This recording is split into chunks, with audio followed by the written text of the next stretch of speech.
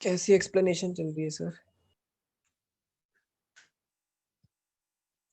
तो यहाँ पे 10th पॉइंट से शुरू करते तो any person agreed by an order under section 9 may prefer an appeal within 60 days from the date of such order to an officer not below the rank of joint secretary to the government of India to be nominated by the central government for this purpose, provided that an appeal may be admitted even after the expiry of said period of 60 days, but not beyond a total period of 90 days. If the appellate satisfies the appellate authority that he had sufficient cause not for not preferring the appeal within said period. यहाँ पे कहा गया है कि अगर electronic trading के false trade में अगर कोई भी पार्टी उस डिसीजन से खुश नहीं है तो they can appeal to the further high authority, जो कि ऑफिस कोई भी ऑफिसर है but not below the rank of joint secretary to the government of India. Government of India के जॉइंट सेक्रेटरी के रैंक से नीचे नीचे के कोई भी ऑफिसर को अपील नहीं की जा सकती, उसके ऊपर हर एक ऑफिसर को अपील की जा सकती है। एंड प्रोवाइडेड दैट कि जो भी अपील की जानी चाहिए उसे 60 दिन के अंदर अंदर किया जाना चाहिए आफ्टर द फाइनल, जो फैसला लिया गया था पहले उसके 60 दिन के बाद, 60 दिन के पीरियड के बाद अंदर अंदर एक अपील डाल देनी चाहिए। अगर ना हो सके तो मैक्सिमम टाइम 90 दिन का है, लेकिन जो अपीलेंट है उनको सेटिस्फाई करना पड़ेगा जॉइंट सेक्रेटरी या फिर कोई भी और ऑफिसर को कि उनके पास एक स्पेसिफिक रीजन था फॉर द सेड पीरियड जहाँ जिसके कारण वो अपील नहीं कर पाए। So next is every appeal made under this section shall be made in such form and manner and shall be accompanied by a copy of the order appealed against and by such fees as may be prescribed. तो जो भी appeal इस section के under की जाएगी उसको उसके साथ एक तो ऑर्डर जो कि पहले पास किया जा चुका है उसकी एक कॉपी लगेगी और साथ में जो भी गवर्नमेंट फीस उसकी मेंशन करेंगे। The procedure for of disposing an appeal shall be such as may be prescribed. Next is an appeal filed under this section shall be heard and disposed of within a period of 90 days from the dating of its filing. File यहाँ पे appeal file होने के चलते 90 दिन के अंदर अंदर वो डिस्प्यूट सॉल्व हो जाना चाहिए। Provided that before disposing an appeal, the appellant shall be an opportunity of being heard. तो हर एक पार्टी को यहाँ पे एक बार अपने बात रखने का मौका दिया जाएगा। तो चैप्टर सेकंड लास्ट चैप्टर पे आ चुके हैं हम, चैप्टर 4 पेनल्टीज, जहाँ पे आपको बताया जाएगा कि इस चैप्टर के अंदर कि जो भी फ्रॉड किया जाएगा चाहे वो ई ट्रेड हो या फिर चाहे फिजिकल ट्रेड हो उनमें क्या पेनल्टीज लगेगी। यहाँ पे पहले पॉइंट से शुरुआत करते हैं। Whoever contravenes the provisions of section 4 or rules made thereunder shall be liable to pay penalty which shall not be less than 25,000 rupees but which may extend up to 5 lakh rupees, and where the contravention is continuing one, further penalty not exceeding 5,000 rupees for each day after the first day during which the contravention continues। यहाँ पे बताया गया है कि कोई भी अगर contravention जो कि की जाती है, यहाँ बात हो रही है फिजिकल ट्रेड की, जो फिजिकल ट्रेड किया जाएगा फार्मर के द्वारा एक ट्रेडर से, अगर वहां पे कुछ भी किया जाता है तो कम से कम जो पेनल्टी लगेगी वो है 25,000 की, लेकिन वो पेनल्टी एक्सटेंड हो सकती है 5 लाख तक। और अगर ये फ्रॉड हर फ्रॉड लगातार होता है तो पेनल्टी है वो मिनिमम पेनल्टी, जो मैक्सिमम पेनल्टी है वो 5,000 रुपए हर दिन from the first day of the contravention continuous. यानी कि अगर फ्रॉड कंटिन्यू किया गया है, कंटिन्यू होता है, तो हर दिन 5,000 रुपए जुर्माना लगाया जाएगा। Next is if any person who owns, controls, or operates an electronic trading transaction platform contravenes the provisions of section 5 and 7 or the rules made there under shall be liable to pay penalty which shall not be less than 50,000 rupees but which may extend up to 10 lakhs, and where the contravention is a continuing one, further penalty not exceeding 10,000 rupees for each day after the first day during the contravention continues। यहाँ की यानी यहाँ की electronic trading में जो है कम से कम जुर्माना जो लगेगा दैट इज ऑफ 50,000 रुपीज, और वो ज्यादा से ज्यादा एक्सटेंड हो सकता है 10 लाख रुपए तक।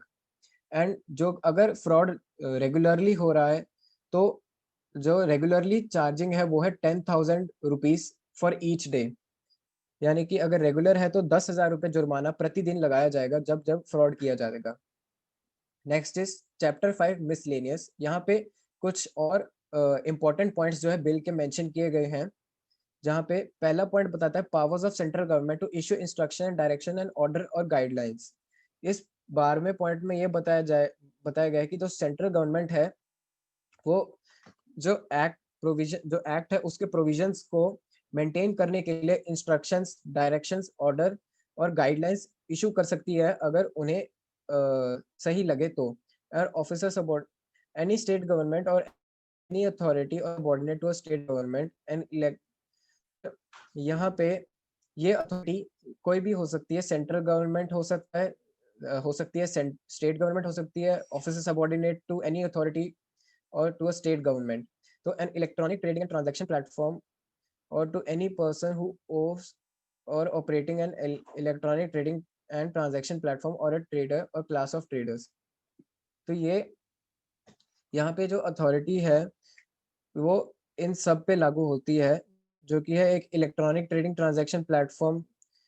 इस पे भी यहाँ इसका पे मतलब यही इन हुआ पे कि गाइडलाइंस इशू की जा सकती हैं जो पर्सन। सेंट्रल गवर्नमेंट सॉरी किसी भी कुशल, इंसान को, प्लीज। हाँ इस पॉइंट का यही मतलब हुआ तनिष कि सेंट्रल गवर्नमेंट किसी भी अथॉरिटी को, चाहे वो स्टेट गवर्नमेंट में हो, चाहे वो सेंट्रल गवर्नमेंट में हो, चाहे वो इलेक्ट्रॉनिक ट्रेडिंग प्लेटफॉर्म हो या इलेक्ट्रॉनिक ट्रेडिंग प्लेटफॉर्म जो चला रहे हैं वो हो, चाहे कोई ट्रेडर हो, चाहे कोई भी हो, किसी को भी वो ऑर्डर दे सकती है ये एक्ट को एग्जीक्यूट करने के लिए। इस एक्ट के एग्जीक्यूशन के लिए जो भी जरूरत पड़ेगी वो किसी भी अथॉरिटी को ये गवर्नमेंट ऑर्डर दे सकती है कि यह एक्ट अच्छे से एग्जीक्यूट हो जाए। 13th में यह है बिल्कुल। कि नो सूट, प्रोसिक्यूशन और other legal proceedings shawl lie against the central government और द स्टेट गवर्नमेंट और any officer of the central government or the state government or any person in respect of anything which is in good faith done or intended to be done under this act or of any rules or orders made under। मतलब किसी भी इंसान के खिलाफ कोई भी तरीके की कार्रवाई नहीं हो सकती है अगर वो इस एक्ट का पालन, रूल्स को फॉलो कर रहा है और इसको एग्जीक्यूट करने में मदद कर रहा है।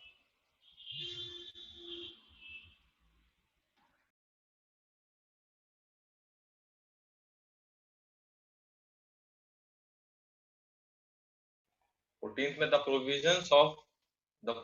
provisions of this act shall have effect notwithstanding anything inconsistent therewith contained in any state APMC act or any other law for time being in force or in any instrument having effect by virtue of any law order। मतलब इसका, इस act का, इस point का ये मतलब हुआ कि कोई भी तरीके का एपीएमसी रूल हो या लॉ हो स्टेट में, वो सारे एक्ट और लॉ को ये जो एक्ट आया है वो ओवर रूल कर पाएगा। ये सुप्रीम लॉ है, सबके ऊपर का यही लॉ है, मतलब किसी भी लॉ को ये उसके ऊपर का सुप्रीम लॉ है। 15th में no civil court shall have jurisdiction to entertain any suit और proceedings in respect of any matter the cognizance of which can be taken and disposed of by any authority empowered by or under this act or the rules made thereunder। इसका मतलब ये है कि जो dispute settlement का हुआ था कि एसडीएम और कलेक्टर ही उसको सॉल्व कर पाएंगे, तो उसमें यही लिखा है कि कोई भी कोर्ट में किसी भी प्रकार का कोई भी डिस्प्यूट नहीं जा सकता है फार्मर और ट्रेडर के बीच में, वो सिर्फ एसडीएम और कलेक्टर ही सॉल्व कर सकते हैं उनका डिस्प्यूट। कोर्ट तक हम लोग नहीं जा सकते हैं ये इसका कोई भी डिस्प्यूट लेकर। 16 नंबर में nothing contained in this act shall be applicable to,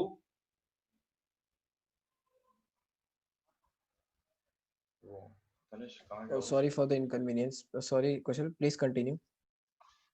yes, nothing contained in this act shall be applicable to the stock exchanges and clearing corporations recognized under the Securities Contracts Regulation Act 1956 and the transactions made thereunder। तो stock exchange के ऊपर इस act का कोई भी प्रभाव effect नहीं पड़ेगा, इसमें ये लिखा है कि वो अपने वैसे ही रहेगा।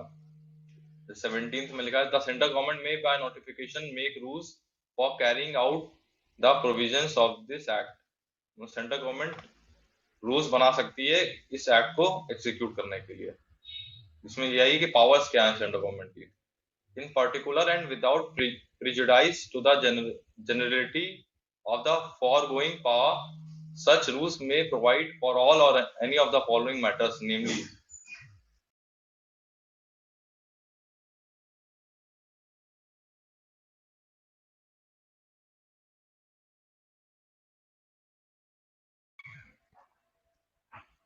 so it is written, sorry for the delay. The system of electronic registration for a trader and modalities of trade transaction of scheduled farmers produce under subsection 2 of section 4. The procedure of payment under proviso to the subsection,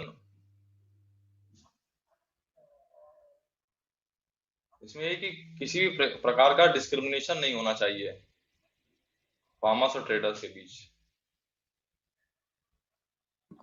यहाँ पे जो भी points दिए हैं, जो भी point सब points है यहाँ पे ए बी सी, उन सब में यही कहा गया है कि इन टॉपिक्स के चलते इन चीज़ों में गवर्नमेंट अगर चाहे तो लॉ एग्जीक्यूट कराने के लिए गवर्नमेंट पूरी उन्हें उनमें से गाइडलाइंस दे सकती है, रूल्स और रेगुलेशन भी पास कर सकती है। उनमें से तीसरा है manner and procedure for filing a petition और an application before sub divisional authority and appeal before the appellate authority. Next is the information regarding transaction under subsection 2 of section 9, or the form and manner of the fee payable for filing an appeal under subsection 2 of section 10, procedure for disposing an appeal under subsection 3 of section 10, or any other matter which may be prescribed.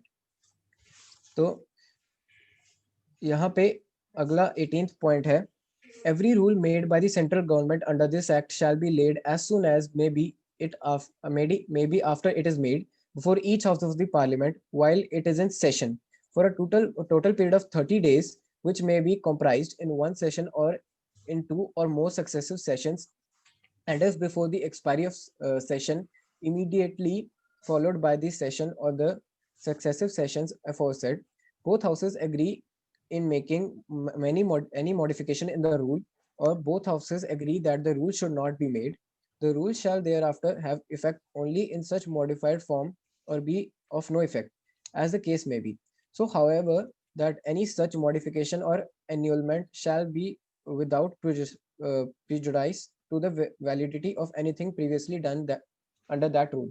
तो यहाँ पे कहा गया है कि जो भी central government rule, जो भी प्रोसीजर या फिर कोई भी मॉडिफिकेशन जो सेंट्रल गवर्नमेंट वो करती है, तो उन्हें एज सुन एज जो एक्ट बनता है तो उन्हें दोनों हाउसेस में प्रेजेंट करना चाहिए for the amendment.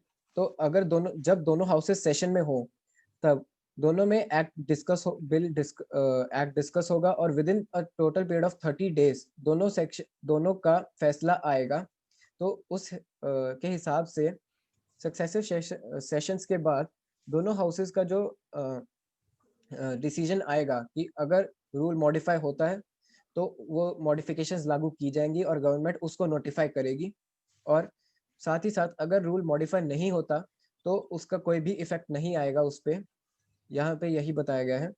Next, if any difficulty arises in giving effect to provision of the act, the central government may, by order published in official gazette, make such provisions not inconsistent with the provision of this act as may appear to be necessary for removing the difficulty, provided that no order shall be made under this section after the expiry of the period of 3 years from the date of commencement of this act। यानी कि यहाँ पे अगर कोई भी difficulty arise होती है इस एक्ट के चलते तो गवर्नमेंट उस एक्ट के लिए प्रोविजंस लागू कर सकती है in the official published by the official gazette. तो यहाँ पे वो प्रोविजंस कब तक किए जा सकते हैं? एक्सपायरी पीरियड के पहले पहले, जो कि है 3 साल इस एक्ट के शुरू होने से पहले। तो next is every order under this section shall as soon as may be after it is made be laid before each house of parliament। यानी जो भी एक्ट आएगा, जो भी डिफिकल्टी आएगी, उसके जो भी डिफिकल्टी आती है उसके 3 साल के अंतर्गत यहाँ पे हाउस ऑफ पार्लियामेंट में वो डिस्कस किया जाएगा और उसकी हिसाब से मॉडिफिकेशंस का भी प्रोविजन लागू किया जाएगा अगर दोनों हाउसेस पास कर देते हैं. So next and the last is the Farmers Produce Trade and Commerce Promotion and Facilitation Ordinance 2020 is hereby repealed. Notwithstanding such repeal, anything done or any action under said ordinance shall be deemed to have been done or taken under the corresponding provisions of the act. तो यहाँ पे ये कहा गया है कि जो भी ये ऑर्डिनेंस जो पास किया गया है, the farmer produce trade and commerce promotion and facilitation ordinance, इसको रीअपील भी किया जा सकता है, इसकी रीअपील की डिमांड भी की जा सकती है. और साथ ही साथ इस रीअपील के साथ यहाँ पे इसके एक्ट के प्रोविजंस के हिसाब से इसकी डिस्कशन दोबारा पार्लियामेंट में की जाएगी, जिसके हिसाब से बाद में the decision will be taken. तो यहाँ पे हमारा बिल, यहाँ पे पहला जो बिल है वो खत्म होता है. तो that was a total full discussion of the bill which the parliament has passed recently. So I would like sir, our respected sir, to conclude the meeting. Thank you Tanishq, Kushal and participants. सबने ध्यान से सुना. जो हमारा ये the farmers produce trade and commerce promotion and facilitation act 2020 जो हमारा आया था, पहला एक्ट था, जो पहला जो बिल पास हुआ था, उसके बारे में आज हमने पूरी डिटेल स्टडी की है. तो मेरा ये मानना है कि हम लोग 3 इसके बिल पूरे डिस्कस करेंगे, उसके बाद इसके ऊपर डिबेट होगी. पहले हम उसकी नॉलेज लेंगे, ठीक है. तो अभी हम आज हमारी 3 वीडियो कंप्लीट हुई है, ठीक है. थैंक यू तनिष्क एंड कुशल, आपने बहुत अच्छे से एक्सप्लेन किया हर एक चीज, ठीक है. तो आप लोग अभी नेक्स्ट संडे हम लोग फिर इसको कंटिन्यू करेंगे, ठीक है. Okay, thank you. Welcome sir, thank you sir opportunity के लिए.